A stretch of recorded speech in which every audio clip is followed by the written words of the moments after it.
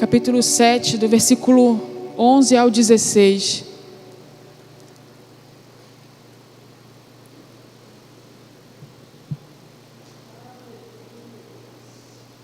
Lucas, capítulo 7, versículo 11 ao 16.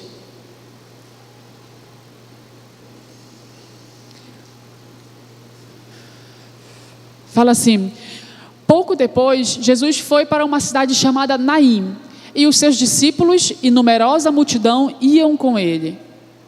Ao aproximar-se do portão da cidade, eis que saía o enterro do filho único de uma viúva, e grande multidão da cidade ia com ela. Ao vê-la, o Senhor se compadeceu dela e lhe disse: não chore. Chegando-se, tocou no caixão, e os que o estavam carregando pararam. Então Jesus disse: jovem, eu ordeno a você, levante-se. O que estava morto sentou-se e passou a falar, e Jesus o restituiu à sua mãe. E todos ficaram possuídos de temor e glorificaram a Deus, dizendo: grande profeta se levantou entre nós. Deus visitou o seu povo.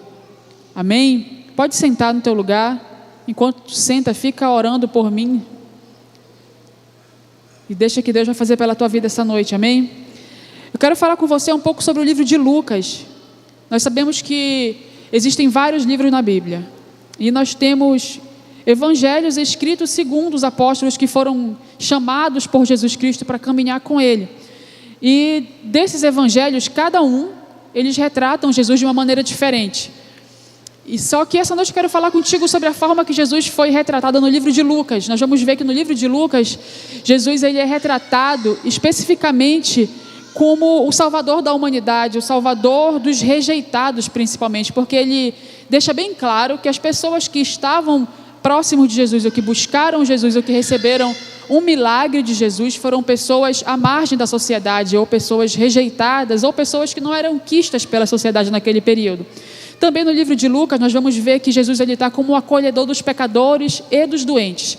Não que nos outros evangelhos Jesus não está dessa forma, mas em Lucas, Lucas ele trabalha com essa ênfase, de que Jesus era o médico dos médicos. Jesus ele estava ali como alguém que cuidava, que sarava, que salvava, que cuidava de pessoas doentes e que entregava, principalmente cura, a quem procurava ele.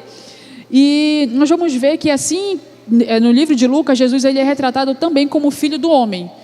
O que eu percebo é que Lucas quis deixar muito claro que Jesus veio como homem, assim como eu e você, foi gerado por uma mulher, assim como eu e você, mas que ele foi um Deus que se preocupava com os homens.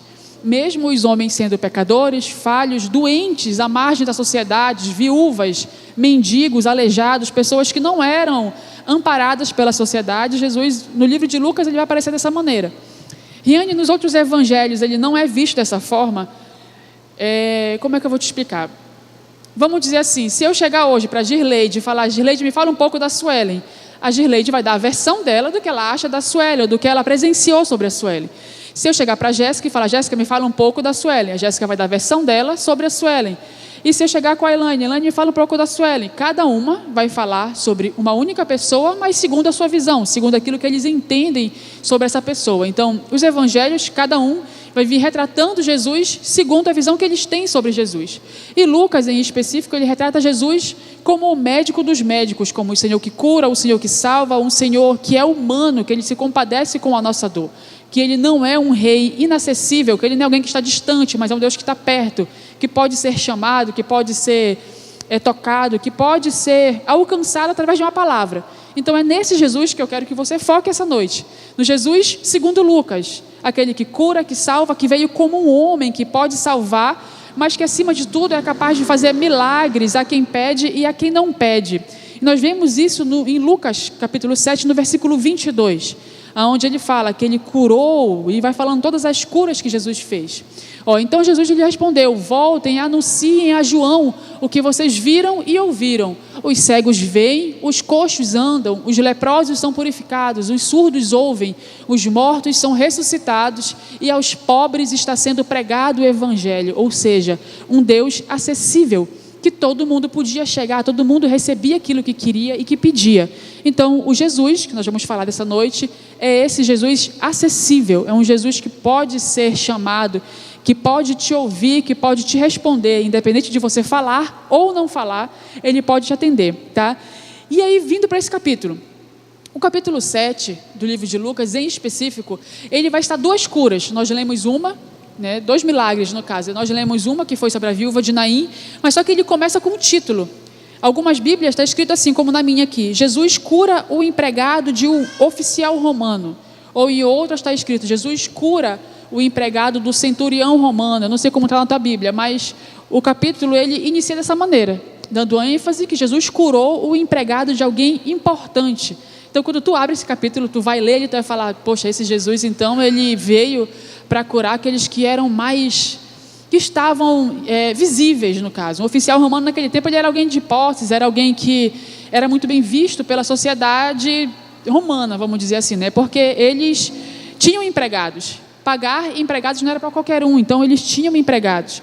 E no início do capítulo nós vamos ver que ele já começa curando o empregado do oficial romano. O oficial estimava muito, amava muito esse empregado, e ele ouve falar que Jesus está na cidade. E quando ele ouve falar que Jesus está na cidade, ele pede para alguns líderes judeus irem falar com Jesus e pedir que Jesus venha trazer a cura para o seu empregado. E nós vamos ver no versículo 6 que Jesus foi de imediato. Ele pede, no versículo 4, ele ainda insiste bastante. Bota só o 4 para a gente ler aí. No 4 ele fala assim: estes, aproximando-se de Jesus, lhe pediram com insistência. Quer dizer que eles pediram muito. Ele merece a sua ajuda. Eles chegam a Jesus e eles pedem com insistência.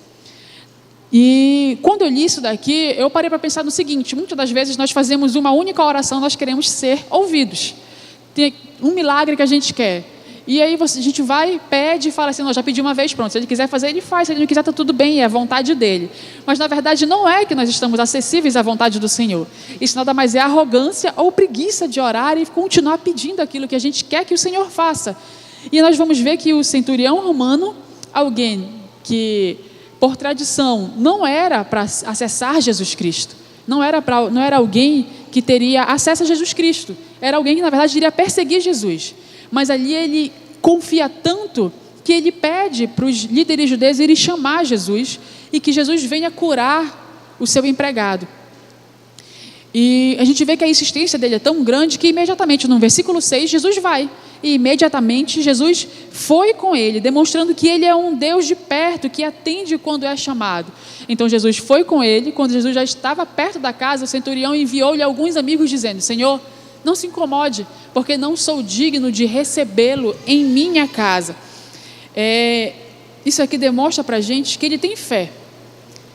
Ele tem fé para que Jesus vá, para que Jesus cure, para que Jesus dê a palavra, para que Jesus faça o que tem que ser feito. Mas ele não se achava digno. Ao mesmo tempo, ele não se considerava digno de receber Jesus na casa dele. E isso chama atenção para a gente, porque muitas das vezes nós achamos isso. Eu sei que Jesus pode fazer, mas eu não me acho digno de receber.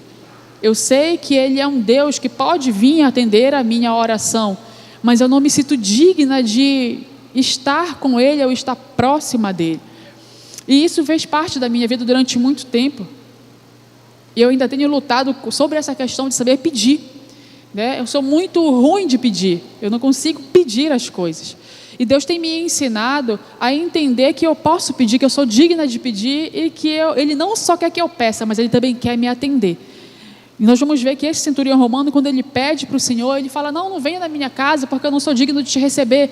Envia os teus, um homem, eu envio uma palavra tua, porque eu também sou um homem de ordens. Ele fala: se eu falar para ele vai, se eu falar para ele vir, ele vem. Então manda apenas uma palavra, e eu sei que se o Senhor enviar essa palavra, vai acontecer. E Jesus, ele fica, no versículo 9, nós vemos que Jesus ficou muito admirado com a fé desse homem. Ele cria tanto que Jesus poderia fazer, que ele só falou, manda uma palavra, e eu sei que o Senhor vai fazer.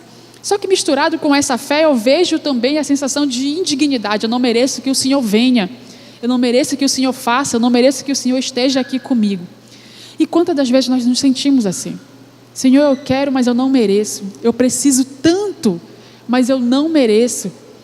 Eu quero que o Senhor faça dessa forma, mas eu não mereço. E eu certa vez fui chamada a atenção sobre isso, de necessitar muito de um milagre, mas ter vergonha de pedir, de precisar muito de algo, mas não me sentir digna de pedir para o Senhor, porque eu pensei, poxa, tem tanta gente que está na minha frente, tem tanta gente que é melhor do que eu, como é que eu vou abrir minha boca para pedir algo para o Senhor? Só que na verdade, Jesus, ele é acessível, e mais do que o teu desejo, maior do que o teu desejo de pedir, é o desejo dele de te entregar aquilo que você quer. E nós vemos que Jesus, imediatamente no versículo 9, ele responde à fé desse homem e faz o que o homem pediu. Ele clamou, pediu, insistiu, e o Senhor foi até ele e entregou o milagre. Quando ele volta para casa, lá no versículo... No versículo 9 ainda ele fala assim, eu afirmo a vocês que nunca vi tanta fé, nem mesmo entre o povo de Israel. Aí os amigos do oficial voltaram para a casa dele e encontraram um empregado já curado. Jesus nem teve contato físico com esse homem. Ele simplesmente creu, pediu e Jesus fez. Talvez você esteja aqui hoje e nós temos o costume de vir, eu vou para a igreja, eu vou pedir por alguém. E a pessoa que você tem pedido, tem clamado, não está aqui hoje. E você saiu de casa pensando nisso, poxa, eu queria tanto que essa pessoa fosse para a igreja comigo hoje. Eu queria tanto que essa pessoa estivesse comigo. Talvez você ora por alguém da sua célula, pelo seu marido, pelo seu filho, por um parente seu. E quando você saiu de casa, a sensação do seu coração era justamente essa. Eu queria tanto que essa pessoa estivesse na igreja comigo hoje, para que ela pudesse ouvir a palavra, para que ela pudesse receber a palavra. Mas o mesmo Jesus que não precisou estar presente para curar o empregado do centurião, é o mesmo que está aqui nessa noite. E é o mesmo que vai fazer aquilo que você deseja, mesmo sem essa pessoa estar aqui essa noite. Porque Jesus não precisa tocar em ninguém. Jesus não precisa ter acesso a essa pessoa, chegar, estar perto para que o milagre aconteça. Ele só precisa que você creia e peça, como esse centurião pediu. Riane, mas o que isso tem a ver com a leitura que tu fez lá sobre a viúva de Naim? E a gente vai chegar lá. Nesse mesmo capítulo, lá no versículo que a gente acabou de ler, nós vamos ver a viúva de Naim. Só que o que me chamou a atenção é que a mulher ela não tem um nome, ela não é chamada por um nome, ela é chamada pelo local. É a mesma coisa que eu falar, aquela menina lá de Tomé-Açu, a mulher de Tomé-Açu, ou a mulher de Pitinga, a mulher de Quatro Bocas, a mulher do Novo Horizonte. Ela não é citada pelo nome próprio dela, mas pelo nome da cidade. E eu fui pesquisar o que significava Naim. E Naim significa lugar aconchegante, agradável, bonito, tranquilo, lugar de perfeição. Eu falei, caramba, que lugar, que nome para uma cidade, para uma mulher que estava vivendo uma coisa tão frustrante, tão agoniante. E essa mulher, ela vivia nessa cidade, e ela também vivia em um tempo que uma viúva, uma mulher, ela era tida como, vamos dizer, pobre já, porque naquele tempo a exclusividade de acesso a dinheiro era dos homens. Os homens eram quem sustentavam a casa, os homens eram quem governava a casa.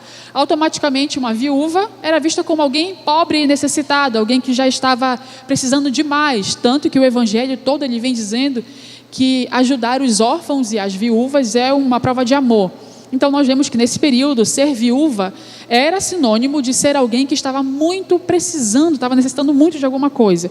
E a viúva de Naim, ela já estava viúva, né, como nós vimos, mas também estava passando por um outro processo. Ela estava enterrando nesse momento o seu filho único. Ela tinha apenas um filho e ali nesse momento ela estava enterrando esse único filho que ela tinha. Eu quero que você atente para esse começo. A viúva de Naim não conhecia Jesus. A viúva de Naim, ela não foi até Jesus. A viúva de Naim, ela era alguém que já estava à margem da sociedade, estava extremamente necessitada. Ela precisava muito que algo fosse feito por ela, mas ela não sabia nem para quem correr. Porque a Bíblia relata aqui que ela já estava indo enterrar o seu filho. E Jesus estava chegando a Naim, ou seja, ela não estava indo ao encontro de Jesus, ela estava indo enterrar o seu filho. E nesse momento, ela já tinha todas as suas esperanças encerradas, eu acredito assim, né? Ela já não tinha mais esperança nenhuma. A mulher já havia perdido qualquer tipo de expectativa na vida, porque ela estava sozinha, o marido já havia morrido, e naquele momento ela já estava sepultando o seu filho, ela estava a caminho de sair da cidade. As pessoas nesse período, quando elas morriam, o costume deles era de preparar os corpos. Os corpos eram preparados com óleos, especiarias e eram enrolados em tecidos, porque pelo clima quente daquele local, eles apodreciam muito rápido. Então o velório durava no máximo um dia e muito breve era sepultado. Eles saíam da cidade e iam enterrar os corpos dos seus entes queridos em cavernas, em buracos feitos em rochas, porque apodrecia muito rápido. Não tem a tecnologia que nós temos hoje de fazer embalsamento, de passar por tanatopraxia para poder tirar o sangue do corpo, para não apodrecer tão rápido, aplicar formol, não tinha nada disso. E eles enrolavam os corpos dessas pessoas com especiarias e em tecido. E eles saíam da cidade muito rapidamente para enterrar. Ou seja, como ela já estava indo enterrar o filho dela, já não estava mais com um bom cheiro, que nós podemos imaginar. Já estava numa fase de entrar em decomposição, já que o enterro era feito muito rápido, porque esses corpos não resistiam à temperatura do local, à falta de preparo, à falta de tecnologia daquele tempo para poder inventar produtos para enterrar os corpos. Então ela já estava de saída. Ela estava saindo já. Nesse momento ela já não tinha mais expectativa nenhuma. Já tinha perdido o marido, já tinha perdido o filho já estava sendo embalsamado para ser enterrado e ela estava saindo da cidade. E no verso 12 nós vamos ver que Jesus encontra com ela no portão de saída da cidade. E é relatado o momento final, onde ela já estava saindo para enterrar o filho, mas Jesus chega. E nós vamos ver que é nesse momento que tudo muda. Projeta o versículo 12 para mim, por favor. Ao aproximar-se do portão da cidade, eis que saía o enterro do filho único de uma viúva, e grande multidão da cidade ia com ela. E aí no verso 13 nós vamos ver que Jesus aparece como humano. Ao vê-la, o Senhor se compadeceu dela e lhe disse: não chore. Se compadecer significa sentir. Eu sinto a sua dor, eu sei o que você está sentindo, eu sei exatamente como deve ser difícil, como deve ser doloroso para você estar enterrando o seu único filho. E eu não sei como é ter um filho único, né? Porque na primeira Deus falou logo: toma 2 de uma vez, para testar o teu juízo. Então vai as 2. Mas eu penso assim, as minhas 2 filhas, até hoje, elas têm a saúde um pouquinho, elas são muito resistentes. Elas não são de chorar, de sofrer, de dizer: ai meu Deus, eu estou com muita dor, estou com isso. Elas não são desse jeito. Mas quando a Maria Fernanda e a Maria Gabriela ficam doentes, só eu sei como é que eu fico, num desespero de: meu Deus, eu vou fazer isso, vamos dar remédio, vamos dar xarope, vamos dar tal coisa, vamos fazer aquilo outro. E eu me considero muito controlada, eu acho que eu sou muito tranquila, eu consigo manter o meu espírito ali fixado. O que eu tenho que fazer? Eu preciso levar no médico, eu preciso dar uma injeção, eu preciso fazer não sei o quê. Mas tem algo que eu não sou nada controlada, que é para vacina. Eu ainda hoje, elas com 10 anos, eu não consigo levar minhas filhas para vacinar. Eu me tremo todinha, eu choro junto com elas. E aí, certa vez agora, eu pedi para o pai delas levar. Falei: amor, tu leva elas para tomar vacina? Ele: tá, levou. E eu descobri que ele é pior do que eu. Ele ficou mais nervoso, não quero nunca mais levar para vacinar, que é muito ruim. Ver elas chorando. Então, o que eu pensei? Eu falei: cara, uma vacina aflige a gente de uma forma tão grande, que parece que aperta o nosso coração. Eu não gosto nem de pensar na dor de enterrar um filho. E essa mulher já tinha enterrado o seu marido e estava saindo para enterrar o seu filho. E é muito comum desenvolver depressão pós-parto, assim como também depressão pós-luto. São 2 momentos da vida onde as mulheres são acometidas por forte dor interior e que é muito fácil de desenvolver uma depressão. Não está escrito na Bíblia, mas eu acredito que para essa mulher já não era fácil. Não ter marido, viver à margem da sociedade, não ter dinheiro, viver ali como alguém que precisava de uma palavra amiga, precisava de alguma coisa, mas não sabia para onde correr. Ela só sabia que ela deveria enterrar o seu filho, porque já estava chegando no final do dia, e aquele corpo muito em breve iria começar a feder, iria começar a sair o cheiro ruim. Só que na hora que ela vai saindo, Jesus chega. E nós vemos que Jesus é um Deus acessível, porque Ele se compadece, Ele sente pena. Na minha versão está escrito, e Jesus sentindo pena dela. Ele ficou com muita pena dela, como está escrito na minha.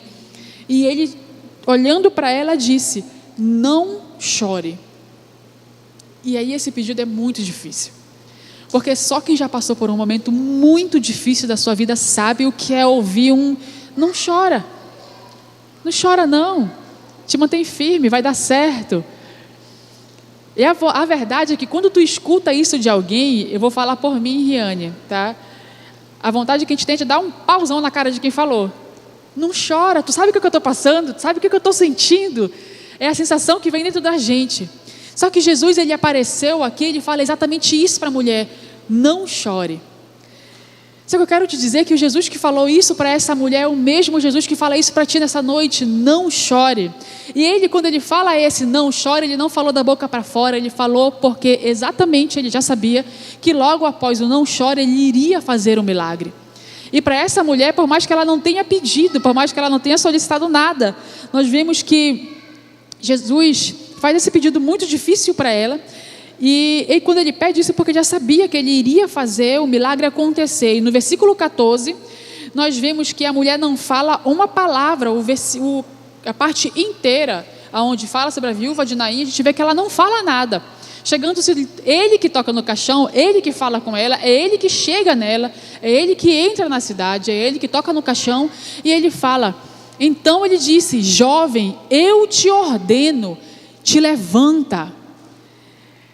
E você vai ver que no final tem um sinal de exclamação.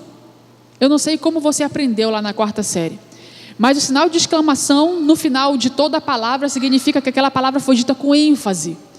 Não foi dita, te levanta aí. Não, foi dita, jovem, eu te ordeno, te levanta. Então, eu imagino Jesus falando com força. E se a gente falando com força já dá um arrepio na alma, imagina a voz de Jesus Cristo ordenando para um morto se levantar. E aí eu quero te dizer que o mesmo Senhor que falou para essa mulher que o filho dela não seria enterrado, é o mesmo Senhor que me traz aqui essa noite para dizer para ti que o teu maior sonho não será enterrado. Porque foi isso que Ele me dizia durante toda a leitura dessa parte aqui da Bíblia, onde eu estava lendo. E essa palavra ela foi preparada algumas semanas atrás, na verdade, quando o pastor me falou que se eu poderia ficar aqui hoje, nessa quarta-feira, eu disse que sim, e eu fui estudar a palavra, e essa palavra foi preparada, e eu não sabia o porquê seria dito, mas o que o Senhor quer falar para ti essa noite é que não chores. Ele tem algo para fazer na tua vida, e por mais difícil que pareça, e por mais impossível que pareça, por mais que você já sinta que já está enterrando, por mais que você veja que você já está na porta de saída, que já não tem mais jeito, o Senhor fala para ti nessa noite, não chora, e Ele vai falar para o teu sonho, te levanta de novo. Eu ordeno, Ele não vai pedir, Ele vai dar ordem.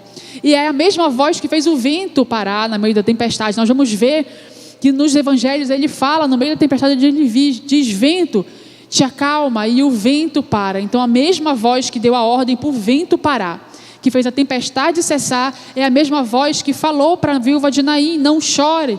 É a mesma voz que disse para o morto, te levanta. É a mesma voz que disse para Lázaro, Lázaro, vem para fora. E é a mesma voz que fala para você essa noite, não chora que vai dar certo. Não chora que teu milagre vai chegar. Não chora que eu vou fazer acontecer. Essa foi a sensação que eu tive desde a hora que eu entrei ali. E logo depois a pastora Carmita falou a mesma coisa, a pastora Nara falou a mesma coisa. E tem algo que o Senhor quer fazer, independente da gente crer ou não crer. Porque o que eu li com você aqui foi que no começo havia um centurião, que ele clamou, ele pediu, ele chorou, ele foi insistente ao clamar para o Senhor aquele milagre que ele queria. E logo depois nós vamos ver que existe uma mulher que não pediu nada, que não clamou por nada, que nem sequer foi atrás dele. Mas mesmo assim ele veio atrás da mulher e ele entregou. E o que nós percebemos com esses milagres é que quando você acessa algo, não é somente você que acessa, outras pessoas também são abençoadas através daquilo que você vive. No versículo 16 e 17, mostra que quando você vive o milagre, você não é o único que acessa esse milagre, porque outras pessoas também têm acesso a isso, e a fé das pessoas são renovadas. Todos ficaram possuídos de temor e glorificaram a Deus, dizendo: grande profeta se levantou entre nós, ou seja, o nome de Jesus foi exaltado, porque as pessoas presenciaram aquele milagre. Grande profeta se levantou entre nós, Deus visitou o seu povo. Essa notícia a respeito de Jesus se espalhou por toda a Judéia e por toda aquela região. Quantas pessoas em Tomé-Açu, Tailândia, Quatro Bocas e Pitinga estão esperando o milagre acontecer na tua vida para reconhecerem que só o Senhor é Deus? Imagina quantas pessoas seriam acessadas pelo testemunho do teu milagre, pela tua cura, pelo milagre que você tanto deseja acessar, receber. E existem algumas coisas que precisam de fato ser impossíveis para que todos vejam que foi o Senhor quem fez. Eu lembro quando a Suelen começou a orar pelo casamento dela, e ela me mandou uma mensagem, disse assim: Riane, eu vou casar. Eu falei: oxe, de novo? Ela: não, mas eu vou casar na igreja agora. Eu falei: massa, quando? Ela disse: em dezembro. Eu falei: vixe, já? Dezembro? Ela disse: já. Eu falei: mas e como é que tu vai fazer? Ela disse: não sei, sei que eu vou fazer. Eu falei: meu Deus, que fé. É crente, ela é. E ela falou: sei que eu vou fazer. Eu falei: e como vai ser? Ela disse: vai ser top, um negócio top. Ela começou a mandar as fotos. Eu falava: meu Deus. E as fotos, eu: meu Deus. Eu quero isso, eu quero aquilo, porque eu quero não sei o quê, eu quero não sei o quê. Eu: meu Deus. Grande é a tua fé. E ela começou a idealizar o casamento dela. E eu vou contar o testemunho da Sueli para vocês. Ela um dia vai contar, mas eu vou tomar a frente. Vocês tiram e eu vou falar. A Sueli não tinha um tostão no bolso para fazer o casamento dela. E a Sueli idealizou tudo como ela queria. E ela falou assim: eu não sei como é que Deus vai fazer, mas eu sei que Ele vai fazer. E eu quero assim, eu quero a decoração desse jeito, eu quero tal vestido, eu quero a coroa, eu quero não sei o quê, eu não sei o quê. E eu: meu Deus, gente, eu nunca orei tanto como esse casamento da Sueli. É o Espírito Santo, meu Deus, Espírito Santo. Olha para a fé da tua filha, em nome de Jesus, dá o vestido, dá a decoração. E, gente, saiu tudo de todos os cantos que vocês imaginarem. Muito mais do que ela pediu, muito mais do que ela sonhou. A festa de casamento da Sueli teve 3 fotógrafos. E até então a gente estava programando eu ficar com o meu celular tirando foto. E o Senhor enviou fotógrafo, 3 de uma vez. As fotos são as coisas mais lindas que você imaginar. O casamento da Sueli teve tanta comida que a gente ficou uns 5 dias comendo, que ninguém aguentava mais comer. Estava orando para acabar já. O casamento da Sueli foi tão lindo, que eu tenho plena convicção que a Sueli nunca imaginou que seria dessa forma. Porque o Senhor faz infinitamente mais do que nós pedimos, pensamos, almejamos ou sonhamos. E pode falar assim: Riane, mas o meu sonho é muito mais difícil do que um simples casamento. Mas se Jesus tirou o cara que já estava indo para o enterro, por que Ele não pode fazer o teu casamento? E eu tenho certeza que da mesma forma que quando a Sueli começou a sonhar, quando ela chutou o balde, ela disse: eu vou fazer, e Deus me colocou em oração desesperadamente, o Senhor vai levantar alguém para orar também pelo teu sonho.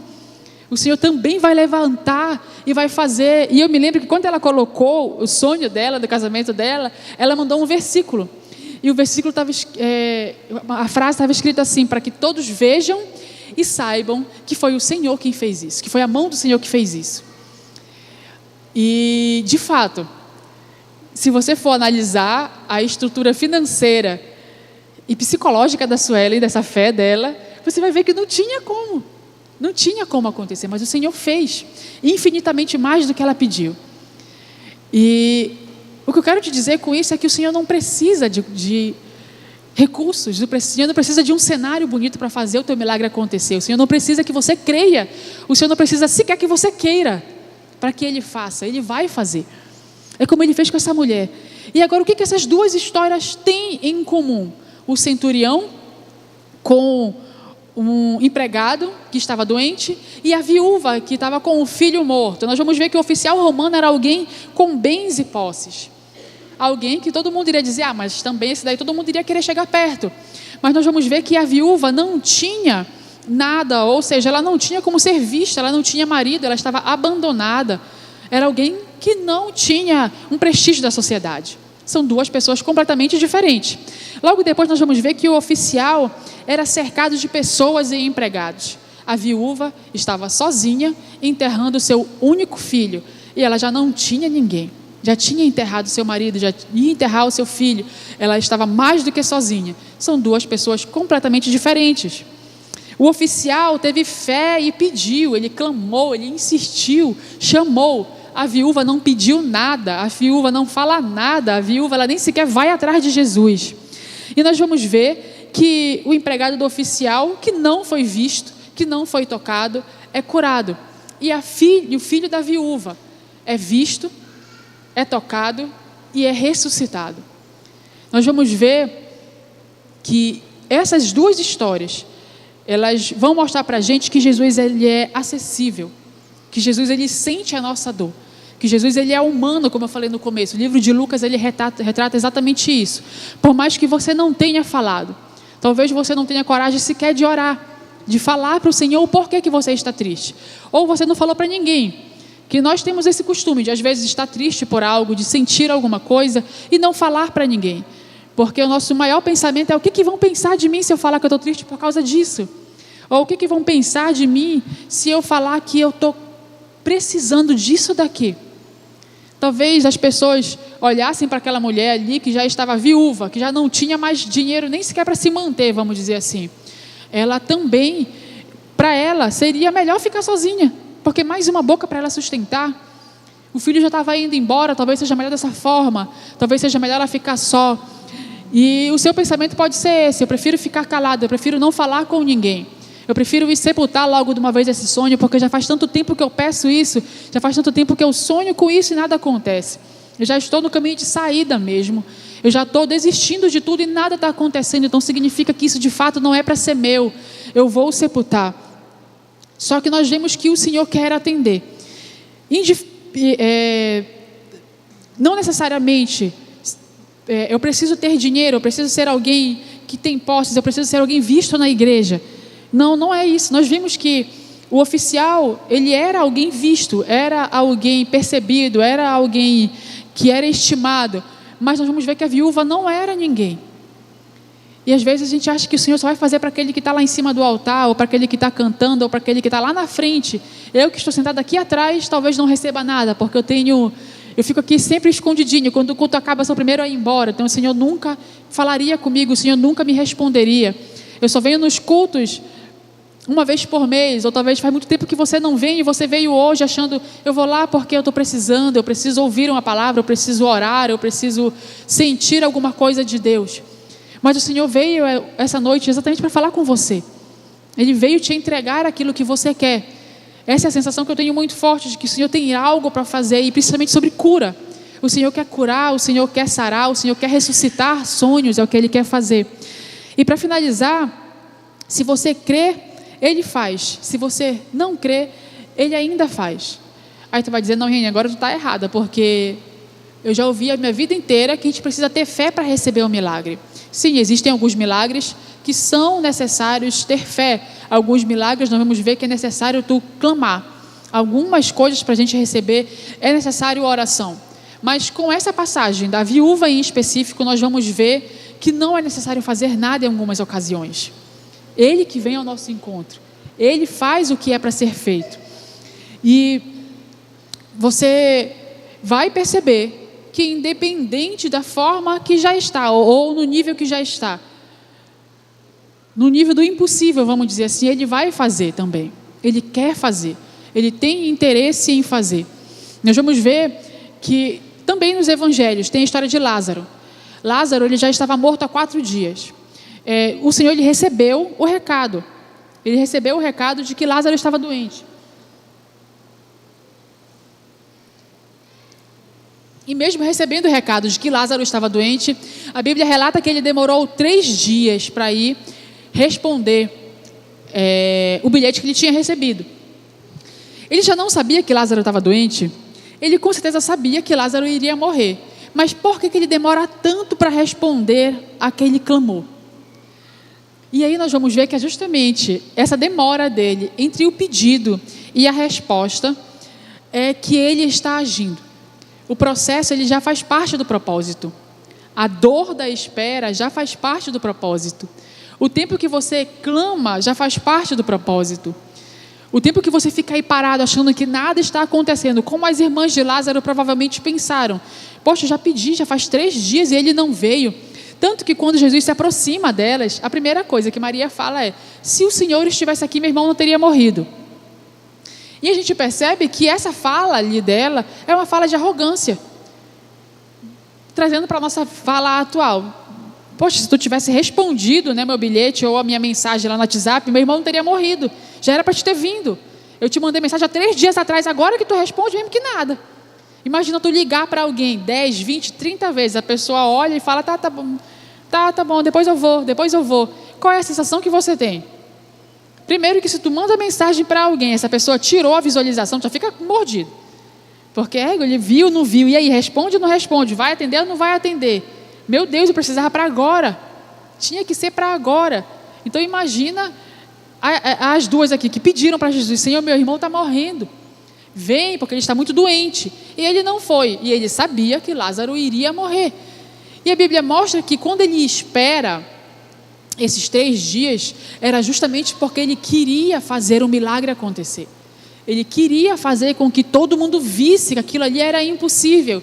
E é como a Sueli mandou para mim naquele versículo: para que todos vejam e saibam que foi a mão do Senhor que fez isso. Talvez o que você pediu já tenha pedido há tanto tempo, ou você nem sequer teve coragem de pedir. Ou você já pede há tanto tempo que você diz: não, isso não vai mais acontecer. Só que a demora é justamente a resposta que o Senhor quer te dar. Quanto mais demorado for, melhor vai ser. Quanto mais você esperar por isso, maior era a sua expectativa e maior vai ser a sua alegria ao receber isso. Imagina se Jesus tivesse ido logo no momento que Maria pediu. Quando ele chegou, ele não ia ter graça. Ele ia ouvir, ia chegar, ia curar Lázaro da doença talvez ali, né? Mas não iria ter esse impacto de ver um morto que já fedia há 4 dias sair do túmulo e vir andando.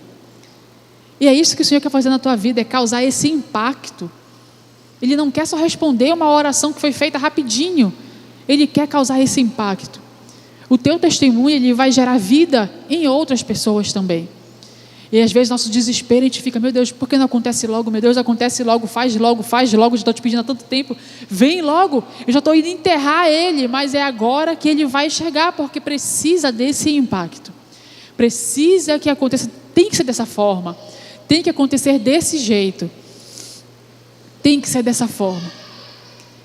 E é engraçado porque às vezes a gente fala as coisas e aí muitas vezes a gente está vivendo isso. A gente clama por alguma coisa há muito tempo, a gente ora por alguma coisa há muito tempo. Eu tenho sonhos que às vezes eu fico assim: meu Deus, isso aqui é muito difícil. Isso aqui, Senhor, mas eu peço, eu já aprendi a pedir, viu, pastora Ana? Eu aprendi com a pastora Ana disse: tem que pedir, fala, abre a tua boca, ora. Mas para mim sempre foi muito difícil, porque eu cresci com essa dificuldade de pedir. Eu entendi que quando eu pedia causava incômodo. Foi isso que foi mentalizado em mim.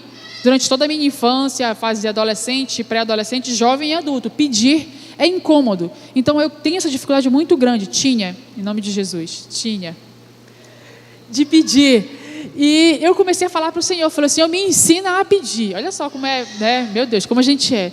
E eu comecei a falar para Deus, eu falei: Senhor, me ensina a pedir. E é pedir para mim, tá? Não é para os outros. Eu não tenho nenhum empecilho em orar por pessoas, mas coisas específicas para mim, foi difícil de entrar na minha mente que eu posso pedir. E isso foi colocado para mim: pede, clama, tu tem que falar, tu tem que pedir, tu tem que orar. E eu ouvi isso, né? Tu precisa aprender a pedir, tu tem que pedir, tu tem que orar. E um dos pedidos que eu tinha no meu coração muito forte é que eu queria muito ver meu marido curado. Eu queria muito, eu clamava muito por isso. Eu lembro que um dia eu fui para o lado de casa, e do lado da minha casa eu estava ali orando, e eu ouvi um louvor que fala assim: Senhor, e se não for, te pedi muito, passa lá em casa. Passa lá em casa, Jesus, vai na minha casa, traz vida, traz cura. A casa é tua, pode entrar. E eu orava, e eu clamava, e eu tocava na parede, e eu chorei muito. E eu clamei muito pedindo isso para Deus, e eu acredito que o meu choro era muito mais de vergonha de estar pedindo algo para o Senhor do que de fato estar desesperada, clamando por aquele algo. E naquele momento o Senhor respondeu para mim de imediato. Ele disse assim: eu vou fazer porque eu sou Deus. E custava tu ter me pedido antes? E aquilo apertou meu coração, porque eu passei a entender que quantos e quantos milagres eu já deixei de viver porque eu não tive coragem de pedir, porque eu não tive coragem de chegar, de clamar, de insistir como o centurião pediu. E meu marido está curado, ele não tem mais célula nenhuma cancerígena no corpo dele. Todos os exames já foram feitos e repetidos, as tomografias já foram feitas, já foram repetidas e não tem célula, não tem metástase, não tem nada. O Roberto ele está completamente curado do câncer. E eu lembro que eu falei isso há uns meses atrás, quando eu subi aqui para falar sobre a abertura do culto. Em algum momento eu subi aqui e eu orando, eu falei assim, e se prepare, porque daqui a alguns meses você vai me ver subindo nesse altar, falando para você que meu marido está curado. E talvez naquele momento, quando eu falei isso para ti, eu tinha fé na minha fé, assim como o centurião teve fé na fé dele. E aí, como assim fé na fé? O centurião falou, manda uma palavra que eu sei que vai acontecer, porque eu também mando e desmando, eu peço e assim faz. Só que o Senhor não faz por causa da tua fé, Ele faz porque Ele é Deus. Ele faz porque Ele quer fazer. Ele não faz porque você pediu. Não tenha fé na sua fé. A fé na fé é aquilo, eu vai fazer porque eu sei, eu tenho fé em Deus que assim vai acontecer. Só que Ele não faz por causa da nossa fé, Ele faz porque Ele é Deus, e Ele faz até mesmo quando nós estamos dormindo, é o que a palavra fala. Porque aos seus amados, Ele dá até quando eles dormem. E durante esse período da minha vida, nesses últimos 6 meses, eu tenho aprendido que eu não preciso pedir, mas que Ele quer que eu peça. Eu tenho aprendido que existem coisas que Ele vai me dar de mão beijada. Toma, tu não pediu, tu não merece, mas está aqui. E tem outras coisas que Ele quer ouvir da minha boca. Me pede que eu quero te dar. Eu queria jaqueta jeans, eu também falei para vocês sobre isso, que eu tinha muito uma vontade de ter uma jaqueta jeans. Eu tenho 2 jaquetas jeans e um macacão jeans agora. Aí tu fala, mas que grande besteira. Por que tu queria isso? Não é o objeto em si, era ser ouvida por Ele. Entenderam? Era saber que Ele me escuta e que Ele me dá exatamente aquilo que eu quero. E você deve ter um desejo no seu coração, Riane, eu tenho, mas só que isso daqui, como é que eu vou pedir para Ele? Pode ser algo tão feio para os outros olharem. Talvez você olhe para mim e fale hoje, mas que besteira, com tanta coisa para ela pedir, ela foi pedir uma jaqueta jeans. Mas não é o objeto, é a resposta da oração. É saber que tem um Deus que se compadece de você e que Ele quer responder exatamente aquilo que você quer pedir ou que você tem vergonha de pedir. É o Deus que quer te dar infinitamente mais do que você quer pedir ou que você não tem coragem de pedir. Veja que a viúva, ela não pediu nada. Você vai ler esse capítulo inteiro e não tem uma fala dessa mulher. Essa mulher, ela não abriu a boca para pedir nada. Essa mulher, ela nem conhecia Jesus, é o que a gente vê. Ela já está indo embora e Ele vem ao encontro dela. É Ele que chega perto dela, no portão da cidade, na porta de saída, ou seja, já é os 45 do segundo tempo. E o Senhor vai lá e faz. E o Senhor vai lá e faz. E é engraçado porque existem muitas coisas que a gente pede. Existem muitas coisas que o Senhor tem para fazer na nossa vida, mas a gente fica assim, eu já estou velha para isso daqui acontecer. Talvez isso daqui não chegue mais, eu já estou nessa idade, não aconteceu antes, por que vai acontecer agora? Talvez eu não consiga acessar isso daqui era para quando eu era mais jovem, não é para agora. Não é mais para agora, eu tenho outras prioridades para acontecer. Talvez tu já esteja no 45 do segundo tempo, assim como essa mulher que estava, já na porta de saída, para entregar o seu filho para a terra e enterrar aquele sonho dela. Mas da mesma forma que Ele fez, Ele quer fazer nas nossas vidas. Ele quer fazer o milagre, Ele quer que seja impactante, assim como foi, como a gente vê no versículo 16 e 17. E todos viram e disseram, Deus fez algo nesse lugar, Deus fez alguma coisa nesse lugar. Deus agiu nesse lugar. E com essa certeza, eu quero que você fique de pé no seu lugar. E com certeza que o mesmo Deus que fez na vida do centurião, na vida do empregado do centurião, o mesmo Deus que fez no filho da viúva de Naim, que já estava indo ser enterrado, o mesmo Deus que fez para aquela viúva que nem sequer conhecia Jesus, ou que pediu, ou que não pediu nada para Jesus. Talvez você nem conheça Jesus, talvez você não pediu nada, você só tem lágrimas nos olhos, assim como a viúva de Naim tinha. Você talvez só tenha um desespero no coração, assim como a viúva de Naim tinha. E você só tem o desejo de que esse sonho não seja enterrado, ou de que essa cura aconteça de uma vez, assim como o centurião tinha. E eu quero te dizer que Jesus está aqui nessa noite para realizar esse milagre, para fazer isso que você tanto quer e que talvez você tenha vergonha ou medo de pedir. Você vai ter um primeiro momento de fazer a sua oração aí no seu lugar. Vai ter um louvor tocando, você vai fazer a sua oração no seu lugar e peça, insista, clame assim como o centurião. Ou se você falar, Riane, eu não tenho mais força para pedir nada, eu não sei mais nem o que falar, eu não sei o que dizer. Não precisa também, porque o Senhor vai fazer. Hoje é independente do que você fale ou faça, Ele vai fazer. Amém? Feche teus olhos no teu lugar, em nome de Jesus.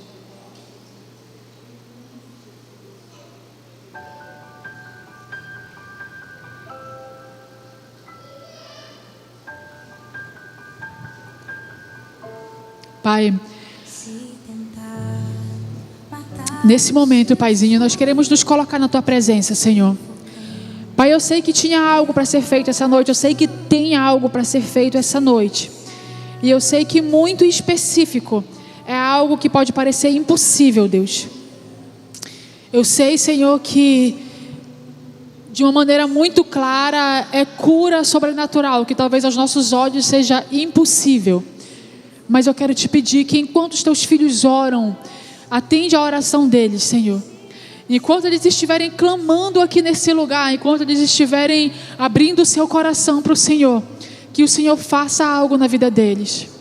Assim como a viúva de Naim, que significa um lugar agradável e bonito, recebeu a resposta daquilo que ela clamava no seu interior e não falava para ninguém, porque aquela mulher, por mais que ela não tenha pedido, é óbvio que o interesse do coração dela era que o seu filho estivesse vivo. E nessa noite, Pai, eu quero que o Senhor visite os corações aqui, Senhor. O Senhor conhece o coração de cada um que está aqui. O Senhor sabe o que se passa, o Senhor sabe o que os teus filhos desejam, almejam. O Senhor sabe o que os teus filhos tanto querem, Pai. Em nome de Jesus, Senhor, faça. Ouça a oração de cada um deles, Senhor. Ouça as lágrimas se forem necessário, Pai. Ouça, Senhor, o clamor, o choro dos teus filhos e faça acontecer em nome de Jesus. Enquanto o louvor toca, faça a sua oração, clame, peça ao Senhor aquilo que você almeja. Pode aumentar o volume do louvor.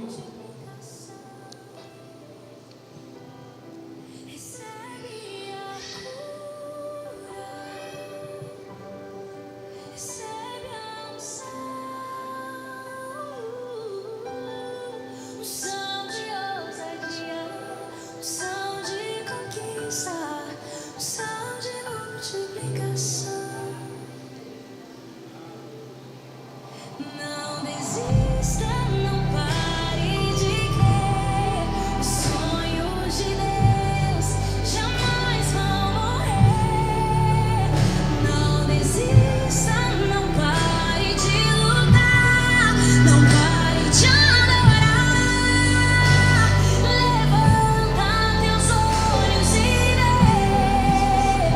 Deus está restaurando os teus sonhos e a tua visão.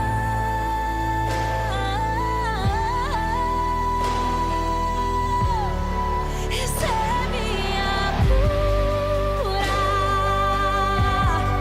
recebe a unção de ousadia, unção de conquista, unção de multiplicação.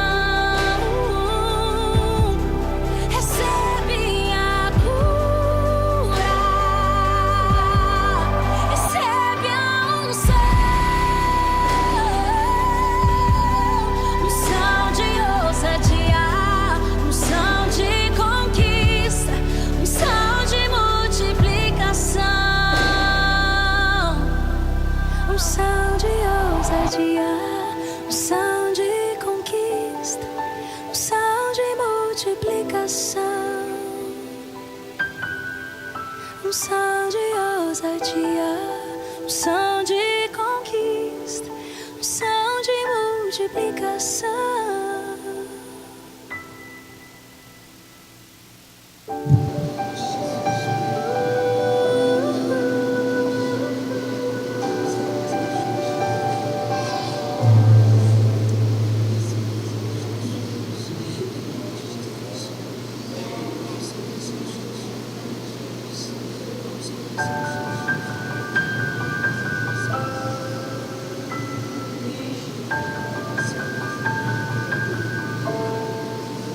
Se tentar matar os seus sonhos, sufocando teu coração, se lançaram você numa cova e feriu, perdeu a visão. Se tentar matar os seus sonhos, sufocando teu coração, se lançaram você numa cova e feriu, perdeu a visão. Não desista, não pare de crer. Os sonhos de Deus jamais vão morrer.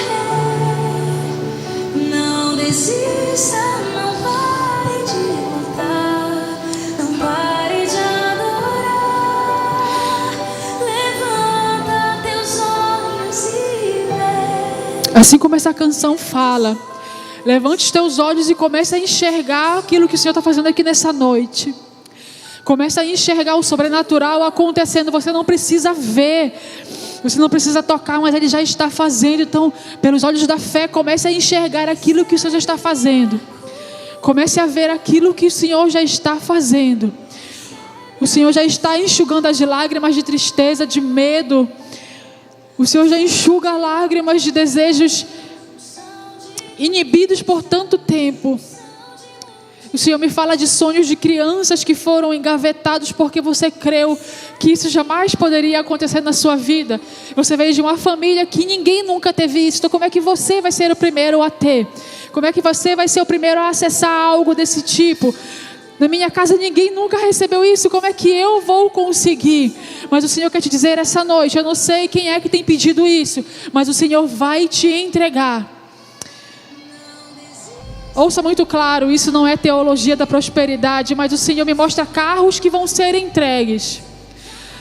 O Senhor me mostra pessoas que têm vontade de ter um carro, mas já perdeu a vontade de pedir para Ele, porque tem vergonha de pedir algo que é tão fútil. Deus, isso é tão fútil, como é que eu vou estar te pedindo algo? O mundo inteiro aí fora está pegando fogo, tem guerra, tem fome, tem doença. Como é que eu vou parar para te pedir um carro? Mas o Senhor está te respondendo, eu quero te entregar esse carro.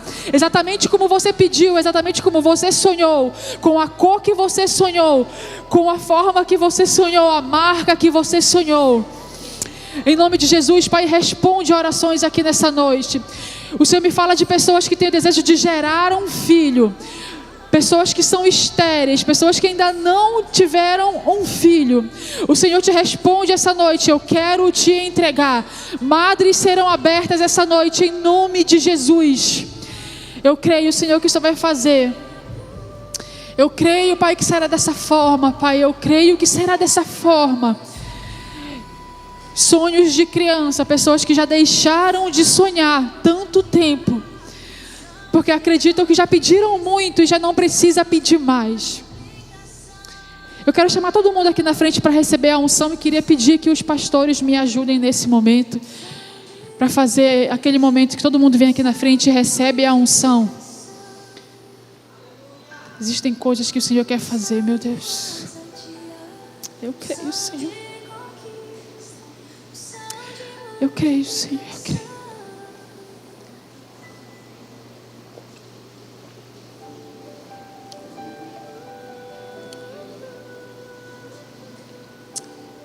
Oh, Jesus.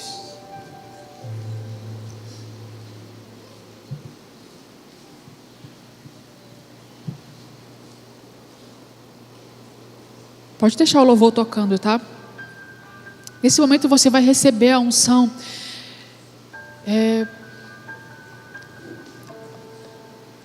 E você vai receber uma oração também. Amém? Eu não sei qual é o desejo do seu coração, eu não sei qual é a oração, eu não sei qual foi a lágrima que você derramou ao pedir, mas saiba que as suas lágrimas serão recolhidas em taças. Uma vez eu li um livro que falava, a Divina Revelação do Céu. Esse livro ele falava que as lágrimas que nós derramamos em oração, elas são recolhidas por anjos. Elas são colocadas em taças e elas são levadas até o céu. E essas lágrimas, elas são transformadas em palavras para o Senhor responder às nossas orações.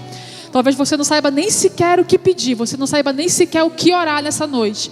Você não saiba nem como falar, mas o Senhor está recolhendo as suas lágrimas e está transformando em oração. Existem milagres muito específicos que o Senhor quer fazer nessa noite. Existem pessoas que estão presas a maldições hereditárias, coisas que estão se repetindo a geração após geração. Existem maldições que estão se repetindo, doenças que estão passando de avô para filho, para neto, e você está pensando, eu sou mais uma dessa geração que vai passar por isso, porque é normal, na minha família inteira tem. Mas nessa noite, pelo sangue de Jesus, nós repreendemos toda e qualquer maldição hereditária. Nós repreendemos em nome de Jesus toda doença que foi lançada em todas as gerações. Todos os demônios que agem trazendo sobre vidas aqui nessa noite. A esterilidade. Pai, ó Senhor.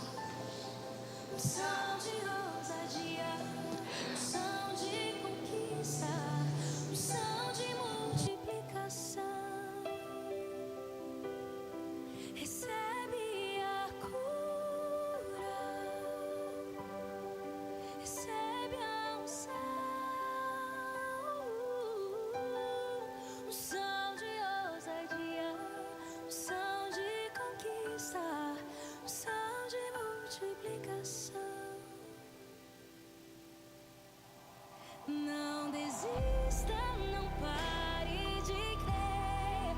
Os sonhos de Deus jamais vão morrer. O que Ele quer fazer hoje independe da nossa crença. Na verdade, são coisas tão grandes que eu tenho me perguntado, Senhor, como é que eu vou orar por isso se nem eu nunca acessei isso? Mas o que Ele fala é, eu não dependo que você creia para que eu faça. Eu não dependo que já tenha acontecido na sua vida para eu fazer. Eu não preciso que você já tenha acessado para eu fazer. Eu não preciso que você creia para que eu faça. Eu não preciso que você clame para que eu faça. Porque essa noite eu me apresento a essa igreja como o Deus que tudo pode, o Deus que tudo faz, o Deus que vai realizar independente de crença. O Deus que vai abrir o mar independente de que alguém peça. O Deus que vai parar o sol independente de que alguém clame. O Deus que vai trazer vida independente de que alguém fale. Assim como a viúva de Naim, talvez você não diga uma palavra, mas o Senhor vai ressuscitar os teus sonhos. Assim como o centurião, talvez essa noite você está clamando, pedindo, insistindo, gritando, clamando ao Senhor por algo. E dessa forma Ele vai fazer essa noite. Assim como aquele empregado que já estava doente, o Senhor tocou e fez o milagre. Assim como aquele homem que já estava morto ali como filho da viúva, já tinha até mesmo morrido, já estava indo para o cemitério, mas o Senhor te diz essa noite, eu não vou sepultar os teus sonhos, eu não vou sepultar o teu maior sonho, eu não vou permitir que seja enterrado aquilo que tu tanto clamou. Eu, o Senhor dos senhores, o médico dos médicos, não vou permitir que essa doença tire a tua vida. Eu não vou permitir que essa seja a última palavra. A última palavra não veio dos médicos. O mesmo médico que derramou a cura na minha vida um dia é o médico que veio aqui essa noite derramar a cura na tua vida. O mesmo médico que eu clamei e trouxe a cura do câncer para o meu marido, escute muito claramente em nome de Jesus, é o médico dos médicos que vem trazer a cura para a tua vida nessa noite. É o Senhor dos senhores, o Jeová Rafá, é o Deus que tudo pode fazer. Pai, eu te peço, entra naquele hospital, Deus. Da mesma forma como o centurião falou ali, eu não preciso que o Senhor chegue até aquele hospital, eu não preciso que o Senhor entre no Filoiola para fazer milagres, Pai, mas eu te peço nessa noite, Senhor, que aqueles corações aflitos ali dentro, Pai, tantas pessoas acometidas pelo câncer, Senhor, eu te peço, eu clamo a Ti, derrama cura naquele hospital, Deus. Pai, pessoas que estão ali que nem sequer te conhecem, Senhor, mas eu te conheço e eu sei, Pai, que apenas uma palavra Tua pode ir naquele lugar e tocar na vida daquelas pessoas, Pai. Eu te peço nessa noite, Pai, em específico pela minha tia, Senhor. Pai, ela ainda não te conhece, mas também está com aquele câncer, Senhor, e eu creio, Pai, em nome de Jesus, que ela vai te conhecer nesse processo, Pai, que ela vai receber a cura, Senhor, em nome de Jesus. Eu sei que ela vai receber a cura, Pai. Eu te peço pela irmã Cláudia, Deus, que ainda está acometida daquela doença, Pai. A última palavra vem do Senhor, Pai. Abre os céus e derrama milagre naquele hospital, Senhor. Que a tua filha venha estar aqui, venha testemunhar da grandeza do teu santo nome, Pai. Que a tua filha venha falar aquilo que o Senhor fez e faz na vida dela, Pai. Ô Senhor, faz acontecer em nome de Jesus. Faz acontecer em nome de Jesus, Senhor. Em nome de Jesus, Pai. Em nome de Jesus.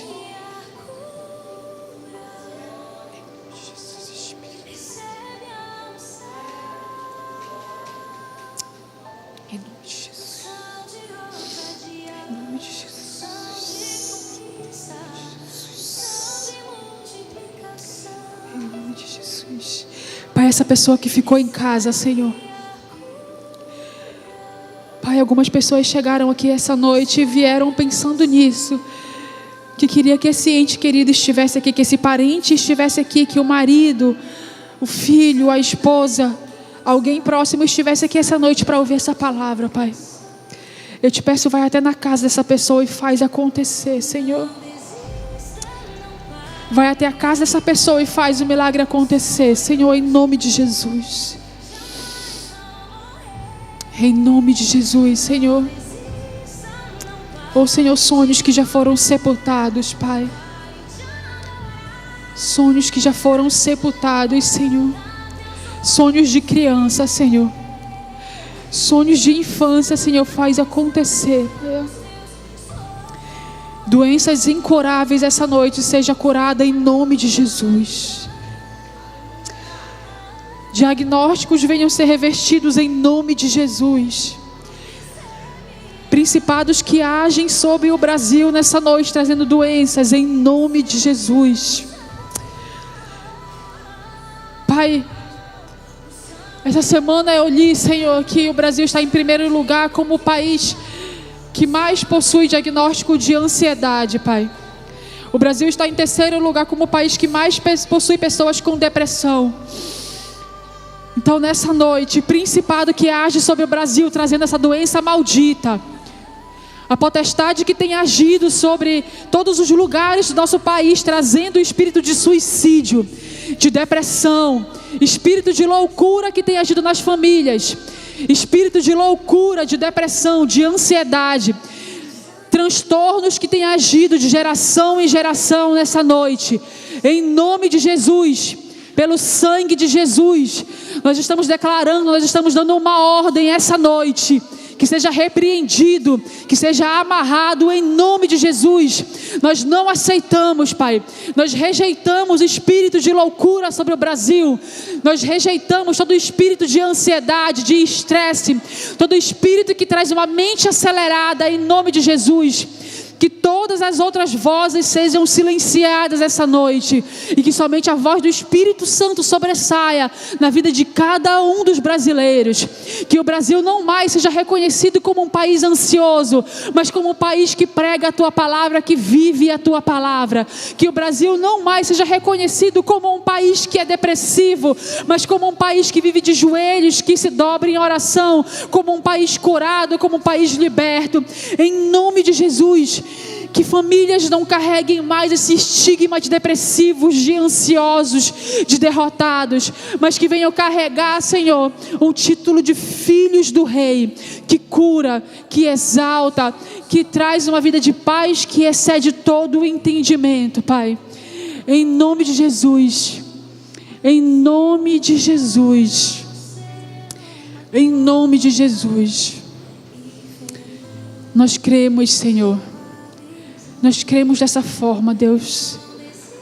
Nós cremos dessa forma, Deus. Em nome de Jesus, nós cremos dessa forma. Nós cremos dessa forma, Senhor. Nós cremos dessa forma, Senhor. Em nome de Jesus. Aleluia. Aleluia. Amém. Glória a Deus. Não tenha vergonha de pedir, amém? É o que Ele tem dito. Como é que eu vou falar isso, né? Não tenha vergonha de pedir, mas é o que Ele falou nessa noite, amém?